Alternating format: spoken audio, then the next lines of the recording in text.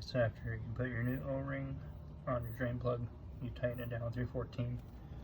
You take your brake clean, you clean up around the drain plug and on the pan, if you didn't take the pan off.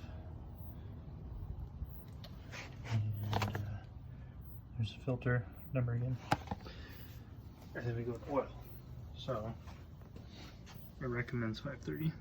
This is the Toyota factory manual.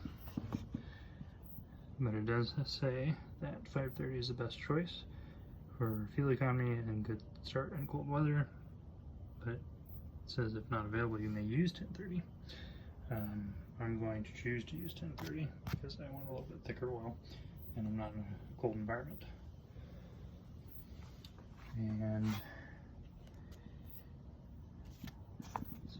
to the service or level here. Does not tell us how many quarts on this page. Yeah. So owner's manual says I can use 1030. I like the thicker oil anyways, so that's what I'm gonna go with.